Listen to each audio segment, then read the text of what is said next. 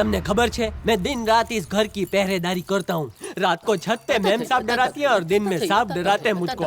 मुझे तो लगता है मैं यहाँ से सीधा स्वर्ग पहुँच जाऊंगा है। अब मैं यहाँ से अपना माल लेके रफू चक्कर होना चाहता हूँ। ये मेरा रिक्वेस्ट लेटर है। ए चड्डे, पोस्ट वुमन आ गई। किसको लेटर भेज रहा है? डोसी माँ, मेरे जैसा चिंदी चोर एक महल जैसे घर में आ गया है। अब जैसी रसोई रानी के दर्शन कर लिए हैं। अबे बच्चू छू, इसलिए मैं भगवान को इतना बड़ा थैंक यू बोल रहा था। वाह वाह वाह वाह, तुम्हारा दिल तो एकदम खरे डायमंड जैसा है। फिर ये चोरी जैसा गंदा काम क्यों करता है? सोने की चमक देख के अंधा हो जाता हूँ। कुछ नहीं, आपको जानना है मैं चोर कैसे बना? आप बोलो, मैं बोल कर बताऊँ या एक्शन करके दिखाऊँ? कैसेट का जमाना चला गया, एक्शन कर गांडे। हाँ, मैंने भी यही सोचा। अब कितनी इंटेलिजेंट है। एक मिनट हो। व्हाई आर यू क्लोजिंग दरवाजा? ये डरिए मत, कोई मेरी कहानी चुरा के उसकी फिल्म ना बना दे, इसलिए। ओके ओके ओके, कम कमिंग। आजा ईमानदार, અહીંયા सीट, अपनी स्टोरी सुनाओ। आ गया, एक सेकंड। स्टोरी ज्यादा इमोशनल है। माता जी, एक स्लम डॉग फक्कड़ फैमिली में मैं पैदा हुआ। my God. माँ और 10 भाई बहन, कमाने वाला मैं अकेला। Single earning man. और मेरी माता 24/7 बीमार रहती। भाई बहन निकम्मे, ऊपर से अनपढ़। माँ ने कहा इनकम का सोर्स बढ़ाने के लिए बड़ा कदम उठाओ। पहले मैं घर घर जाके दूध बेचता था, फिर दारू बेचने लगा, लेकिन सोडा जितना पैसा नहीं कमा पाता था। एक बार एक घर में चोरी करते समय आप जैसी एक अच्छी नेक दिल सेठानी मिली। उसके बेटे ने अपने यहाँ नौकर रख दिया। क्या बात है, व्हाट अ कोइंसिडेंस। क्या कहा? कोल्ड यानी जुकाम हो गया? इतना भी नहीं जानता, मतलब दोनों कहानियाँ कितनी मिलती जुलती है ना। दो कहानी जुड़वी बहन है। उसके एक बेटे की नाक पर गुस्सा और मैडम की नाक पर सोने की नथ, सर से पाँव सोने से लदी, ज्वेलरी शोरूम की मॉडल जैसी। वो माता गुस्से में डायन जैसी लगती। Are you indirectly calling me a डायन? टेल होगी मी। आपकी दुश्मन, आप तो देवी हैं। कहाँ वो कहाँ? ऐसी लेडी जिसमें दया न हो किसी डायन से कम नहीं होती। Now continue. हाँ, एक दिन थोड़ा सा लेट पहुंचा, कुछ 10-12 घंटे। अपनी साइज से ज्यादा गालियां देने लगी। मेरा मूड ऑफ हो गया। मैं सीधा घर गया और घर जाकर मैंने दरवाजे बंद कर दिए। फिर चाकू ढूंढने लगा। मैं डेमो करके दिखाता हूँ आपको। हाँ, हल्ला मत, यहीं रहना। फिर मैंने ऐसे चाकू उठाया, उस पर भी एक सेब लगा हुआ था। वाओ, बिना खून खराबे के क्राइम शो देखने का क्या मजा हो। फिर सेब को निकाला और स्टाइल से फेंका, फिर गर्दन पे रख दिया। अगर मैं होती ना तो बुढ़िया की गर्दन काट डालती। उससे तिजोरी की चाबी मांगी। बिल्कुल करेक्ट किया हो। क्या मोटी बुद्धि की औरत, तुझसे चाबी मांग रहा हूँ। मुझे फील हो रहा है वो ओल्ड वुमन मैं ही हूँ। अरे कहाँ फंस गया मैं? बात को समझ, तुझसे चाबी मांग रहा हूँ। कैरेक्टर में घुस गया हो। एक शब्द बोला तो आर पार करके परमानेंटली सुला दूंगा। इतना भी नहीं पता चाबी तकिए के नीचे छुपाते हैं। ओह, आजकल सेठ लोग चाबियां छुपाने के लिए क्रिएटिव आइडिया ढूंढते हैं। जाके उस चाबी को निकालो और अलमारी खोलो। जो भी हीरे मोती जवाहरात कैश है सब बाहर निकालो। उसके बाद ईमानदार भद्रेश, ईमानदार भद्रेश, ईमानदार भद्रेश, ईमानदार भद्रेश 1008 बार बोलो। खजाना मिलेगा ना मुझको? क्या जोक मारा? खजाना मिलेगा नहीं, जो है वो भी चला जाएगा। जो कहता हूँ जल्दी करो। डेमो खत्म, चाकू रख दे। करके मुझे गुस्सा मत दिलाओ। इस चाकू को पकड़ो। मजबूरी है, एक हाथ से लॉकर नहीं खोल सकता ना। कोई खिलौना नहीं है, खेलने मत लग जाना। नहीं खेलूंगी। मंत्र तेरे पप्पा पढ़ेंगे क्या? हाँ, बोलती रहो। ईमानदार भद्रेश, ईमानदार भद्रेश, ये चाबी है ने? भद्रेश, सही पकड़े। आज हाथ मौका लगा है। ईमानदार भद्रेश, ईमानदार भद्रेश, ईमानदार भद्रेश, जेवर, कैश, गोल्ड सब गया। मेरी फेवरेट साड़ी।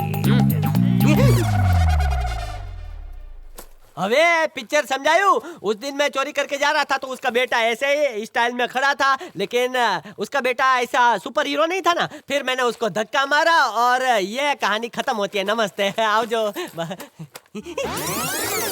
मम्मी बताओ ने, ये एक नाटक था। अबे तू 35,000 की साड़ी अंदर रख। मम्मी ने कहा कि मैं ऐसे चड्डी वाला सक्सेसफुल चोर कैसे बना, तो मैंने कहा कि मैं बोल के बताऊं कि करके। तो उन्होंने बोला करके दिखाओ ना, आजकल टीवी का जमाना है, तो टीवी पे दिखाया। शिवा, इसने मेरे थ्रोट पे चाकू रखा। ये तो मात्र एक संयोग है। वो पिक्चर में बोलते हैं ना। मेरे को डरा रहा था, सांभा ना। मम्मी, मेरे को मैंने बद्दू खबर छे। ओए, यस सर। पूरे घर में सीसीटीवी कैमरा लगाए हैं। तेरा लाइव डेमो मैं इस मोबाइल पर देख रहा था। सीसीटीवी दिखाओ, मैं कैसा लगता हूँ? मम्मी, पापा, मर गयो, बचाओ। ऐसी हरकत अगर फिर से की ना तो गले से नीचे बुलेट उतारूंगा। तुम्हें तो बहुत क्रिएटिव छो। मम्मी, एक केस के लिए मुझे कुछ दिन बाहर जाना होगा। इस खूनी को यहाँ छोड़ के। डोंट वरी मॉम, चाबियां इसी के हाथ में दे दो। किसी और ने भी चोरी की तो भी इसी को ठोकूंगा। अब तो ठीक है ना? अपना ख्याल रखना। वापस आने तक मेरी बीवी और माँ की सेफ्टी तेरी जिम्मेदारी है। उन्हें कुछ हुआ तो मैं किधर फंस गया? रहीम जिस ट्रेन में था, क्या उसमें कोई कबूतर भी था? जी हाँ सर, जहाँ भी रहीम जाता था दिलबर उसे फॉलो करता था। दिलबर कौन है? रहीम का फेवरेट कबूतर, उसका नाम दिलबर था। वो दूसरे कबूतरों से कहीं ज्यादा समझदार था और हर साल पिजन टूर्नामेंट में वो हमेशा फर्स्ट प्राइज जीता था। वैसे ये पिजन टूर्नामेंट क्या है? कबूतर पालने वाले लोग अपने पक्षियों को एक एनुअल रेस में उतारते हैं। इस रेस को होमिंग पिजन कहा जाता है। हर पार्टिसिपेंट रेस में 5 से 10 कबूतर उतारता है। रेस से ठीक एक दिन पहले इन सभी कबूतरों को पिंजरों में रखकर ट्रक या ट्रेन से रेस के लिए लाया जाता है। हर स्टेट के लोग इस रेस में पार्टिसिपेट करते हैं और अपनी किस्मत आजमाते हैं। जो कबूतर इस रेस में हिस्सा लेंगे उन पर एक टैग लगाया जाता है और फिर उस कोड को नोट कर लिया जाता है। टैग लगाने के बाद वही कोड उनके मालिक को भी दिया जाता है ताकि विनर की पहचान हो सके। रेस की मंजिल के लिए किसी एक खास शहर को चुना जाता है। वहाँ पर इन सभी पिंजरों को लाइन में रखकर एक साथ खोल दिया जाता है। चाहे कबूतर को किसी भी शहर से उड़ाया जाए, वो लौटकर अपने मालिक के पास ही आता है। जो कबूतर पहले पहुँचता है वो रेस जीत जाता है। पिछले कई सालों से रहीम ही रेस जीतता आया है। जितनी ट्रेनिंग वो अपने कबूतरों को देता, उससे कहीं अधिक वो उनसे प्यार करता था। उसका फेवरेट पिजन था दिलबर, पिछले 3 सालों का विनर। अगर जीत नहीं सकता तो काहे को रेस में हिस्सा लेता है? कबूतर उड़ाना तेरे बस की बात नहीं है। तू जाके मच्छर उड़ा। तू ऑस्ट्रेलिया से, हंगरी से दुनिया के महंगे से महंगे कबूतर मंगाता है, लेकिन जीतता वो 2 कौड़ी का बिरयानी वाला है। कुछ सोचो जाकिर। हमें हर हाल में अगले साल कबूतर रेस जीतनी होगी। जीतना कैसे है वो तुमको देखने का है। सिर्फ बंगला प्रॉपर्टी से किसी का रुतबा नहीं बनता, जीतने से बनता है। जीतने वाले को कितना पैसा मिलता था? 50,000 कैश और 10 ग्राम गोल्ड। अगर रहीम का कबूतर मुझे कुछ बताना चाहता है तो वो जरूर मेरे पास आएगा। सत्या, सत्या, क्या हुआ माँ, क्या बात है? चैनल से कॉल आया था कि मुझे शूटिंग के लिए आउटडोर जाना है। मैंने हाँ भी कह दिया, लेकिन अचानक उन लोगों ने लोकेशन चेंज कर दिया और ऊटी कर दिया। अब मैं ऊटी कैसे जाऊँ? मुझे 4-5 दिन बाहर रहना पड़ेगा। वो क्या है ना, मेरे को अकेले जाने को डर लगता है। अब तू ही मेरे को सजेशन दे ना, क्या ये तो करूं? बहुत ग्रेट न्यूज है, आपको जाना चाहिए। तुम्हें तो ये ग्रेट न्यूज लग रही है, लेकिन तुम यहाँ अकेली कैसे रहोगी? मैं तो अकेला रह लेगा मम्मी जी। क्या आप अकेला जा पाएंगे? मैं अकेली कहाँ हूँ, शूटिंग वाले साथ में ना। मैं भी अकेला कहाँ रहेगा, घर में और लोग भी तो रहेंगे। कौन? मिस्टर ईमानदार एंड कंपनी। अरे वाह, तेरा दिमाग तो बहुत शार्प है। अपना ख्याल रखना हो। जाओ एंजॉय करो। गांडो, कैसा भूत जैसा डराता है रे। क्या जय श्री करूं? कृष्ण। इस खूबसूरत हुलिये में पहचान नहीं पाया। मैं बहुत ब्यूटीफुल लग रही ना। डायनासोर अपने अंडे ऐसे घोंसले में देते होंगे ना? गधेड़ा कहीं का।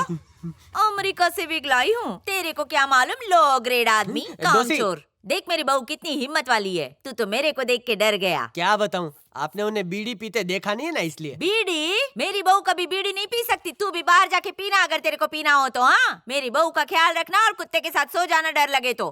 किससे डरूं, इस बहू से या इस घर के कुत्ते से डरूं? है मेरा ख्याल रखने के लिए मैं भूतनी से तो नहीं बोलूंगा। मम्मी,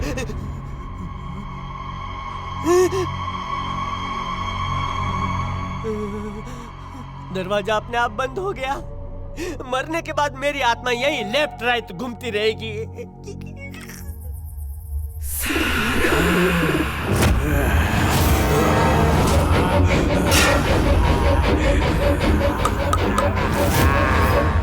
जब मैंने रहीम की माँ से बात की तो उन्होंने बताया कि रहीम मौत के 2 दिन पहले तक काफी टेंशन में था। हाँ सर, अपनी प्रॉब्लम तो मुझे क्यों नहीं बता रहे?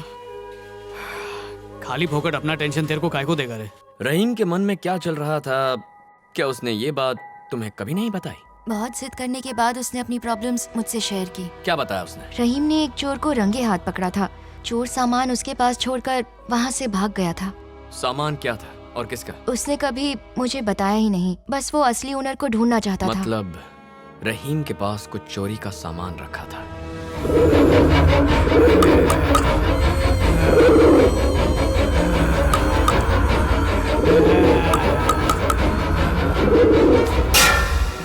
ये बात इतने दिनों तक पुलिस से क्यों छुपा कर रखी? क्योंकि वो चोरी का सामान लौटाने ही वाला था, इसलिए हमने ये बात छुपाई, और कोई वजह नहीं थी। किसका सामान था वो?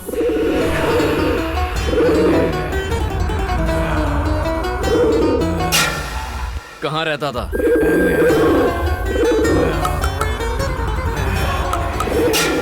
वो कौन है या कहाँ रहता है ये उसने नहीं बताया, लेकिन एक दिन पहले उसे एक नया ऑर्डर मिला था।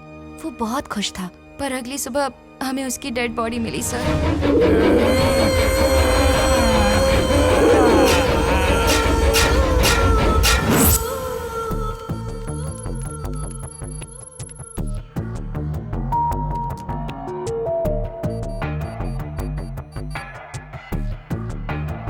सर, रहीम जिस कंपार्टमेंट में चढ़ा, ब्लाइंड पर्सन के अलावा दूसरा कोई नहीं चढ़ा। अगला स्टेशन प्ले कीजिए।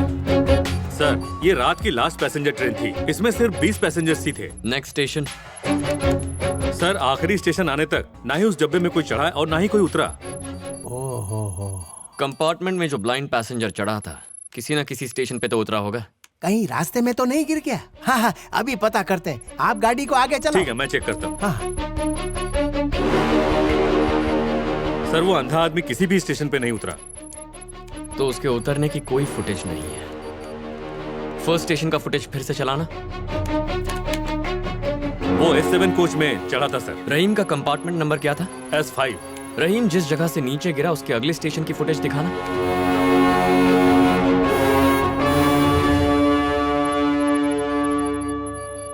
इस स्टेशन पे सिर्फ एक आदमी उतरा सर, पर वो अंधा आदमी नहीं था।